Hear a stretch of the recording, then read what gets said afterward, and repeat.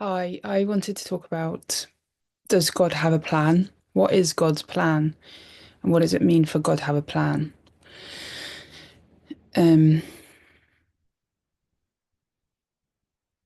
because we hear a lot about God's plan, and sometimes it feels like a reassuring thing. Sometimes it feels like a scary thing.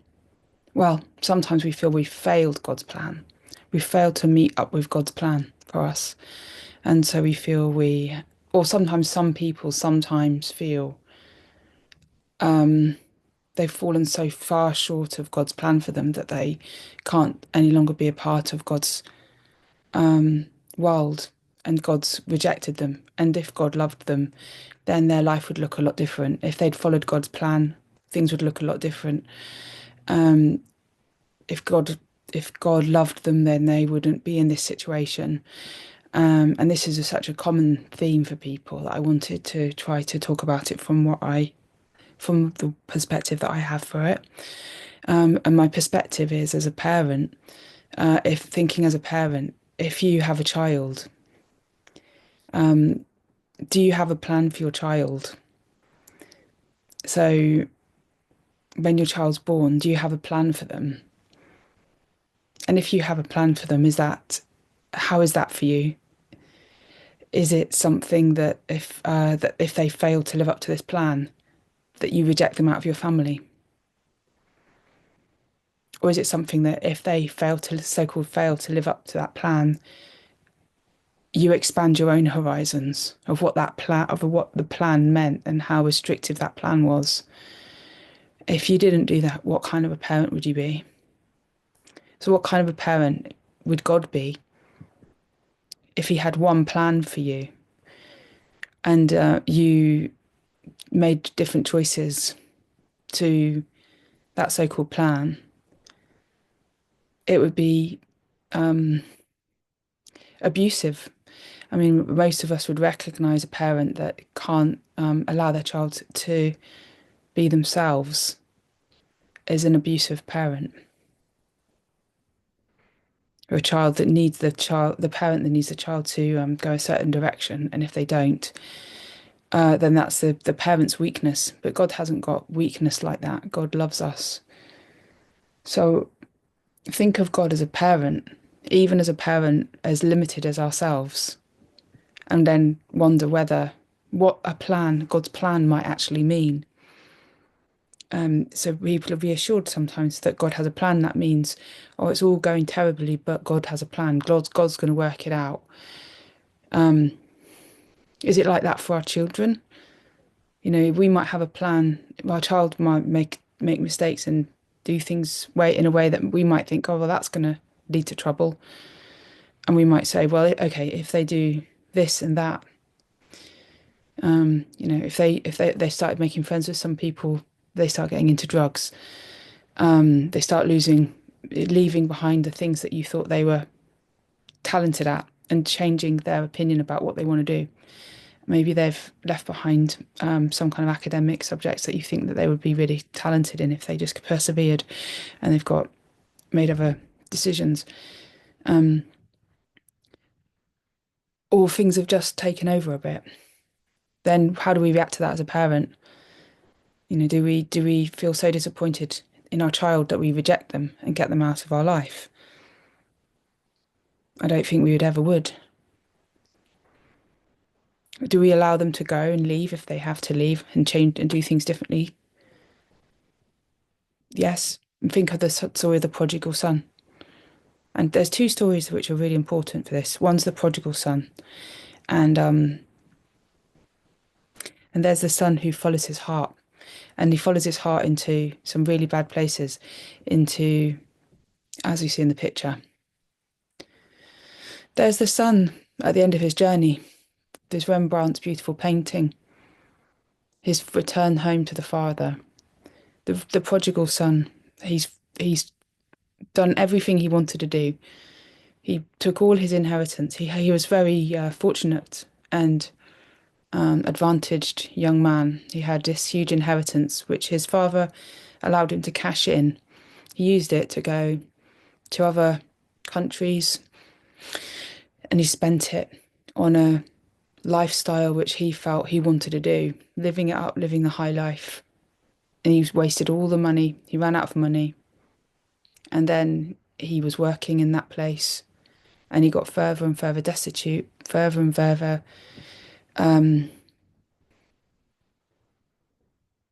away from what felt fun for him until he was eating.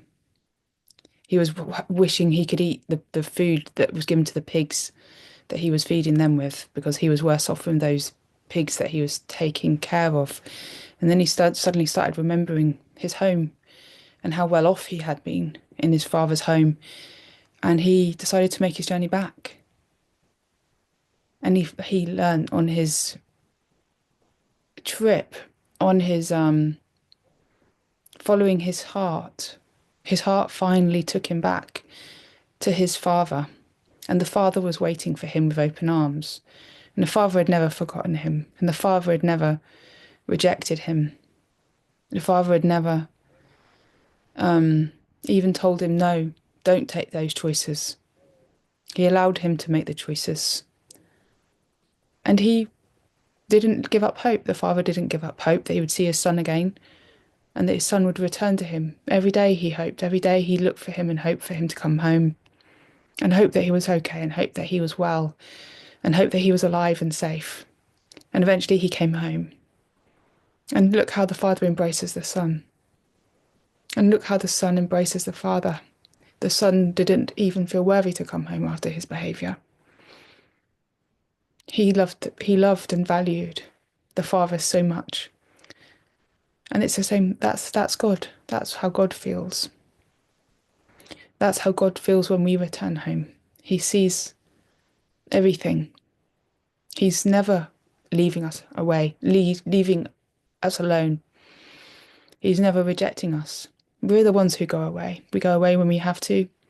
And our children do too. As a parent, our children need to do that. They need to follow their hearts. And we don't know. And we can say God doesn't know. We don't know how it's going to be. Yes, God knows everything. But God feels everything too. Just like, well, God in Jesus anyway, the incarnate Jesus, incarnate God. Because of course God knows so much. No, God knows everything on a scale that we can't even imagine. But we have to allow everything to unfold. And the unfolding, that's like a dual meaning too. So the son's, yes, God knows everything. Yes, it's all forewritten or whatever. There is the unfolding of this, of what emerges from the seed. It emerges, it unfolds into the oak tree or the mustard tree or whatever. From the seed, there's an inevitability about it. But we don't know what is. We don't know what that is. We don't know what the path is. We don't know what the path looks like. God doesn't tell us what the path looks like. We have to find our way on the path. We have to find our way, just like the prodigal son. And at the worst moment of that prodigal son's life, he felt completely abandoned, rejected. Is that he came back thinking, I'm going to be, all I can do is fall at my father's feet and beg him just to take me on as a servant, because that's all at least I can offer. That I can offer my work just like I can in this country, but at least I'll be in my home. He came back with no hope, with little hope, with his last hope being, perhaps my father will take me on as a servant. So he felt that God had every right, his father had every right to reject him. So when he comes home, his father receives him, and then the older son is jealous and says, well, look, you were off having all that fun. I've been here in this boring home, hanging out with boring old dad, doing all the work. I've been here all this time, all that time you've been living it up. I've been here. And when did anyone ever make a feast for me? When did anyone ever receive me with open arms and say, we celebrate you being here? And the father says, well, we thought you liked being here. You're here. So of course we delight in being with you. You're here. That's like the joy. This boy has been away. We thought he was dead. He's come back. Of course we celebrate. He left, he came back. Whereas the other boy's been there the whole time, but he wasn't there in his heart. In his heart, he was just fulfilling all these kind of, obviously wasn't enjoying himself. He obviously was not wanting to be there because when his brother came back, he was miserable because he wanted to be celebrated too. He wanted to be off living it up and having fun, so-called fun, and ask his little brother, "Did you have fun?" And the brother will probably tell him, "It felt like fun, but trust me, it wasn't fun." So he learned that lesson, what it is to be with a father. And doesn't God want us to learn to love him, whatever it takes? And if we have to leave home to do that, that's the way it is. If we stay home and we find our heart and love. So that's the way it is. It's the same with our children. They find their way. And as a parent, we love that they find their way. And we hope that they're safe while they do it. Because we love them with all our heart. The other story from the Bible is the two sons. Jesus says, which son did the father's will? The father said, "Go and do this work for me over in the vineyard," or whatever he said to his two sons. One of the sons said, "Yes, I will," but he never did. The second son said, "No, I won't. I'm not going to do it." And then later on, he changed his mind and he went and did the work. And Jesus said, which of those sons did the will of the Father? The one who said he was going to do it and didn't, or the one who didn't say, who said he wasn't going to do it and did it? And the answer is, it's the one who said he wasn't going to do it and then went ahead and did the work. It seems like such an important story. The prodigal son said, "I'm not going to do your will." But he did. He did. In the end, he changed his mind and he came back and he did his father's will, which is the will was love. That's all. And he did that. Doesn't matter how many years of work he put in.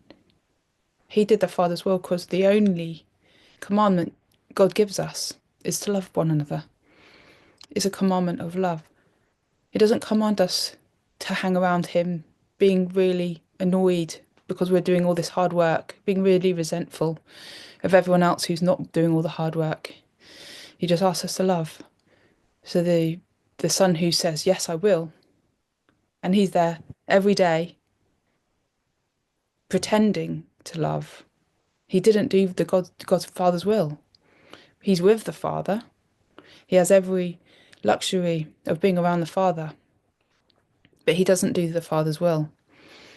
He's not rejected by the Father, but he's not doing the Father's will. He's just not reaping the rewards that the younger son gets when he comes home after changing his mind and saying, "I will do your will, Father." So what is God's plan? We can't fail to do God's plan. We can't. God's plan is love.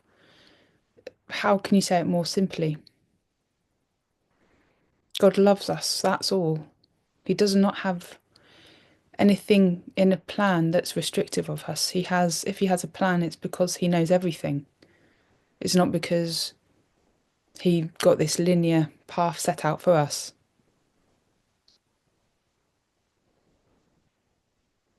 It's a plan of love. I think if people could hear that, they wouldn't feel so much pain in their hearts from feeling they failed God. No one has failed God. No one needs to feel they fail God.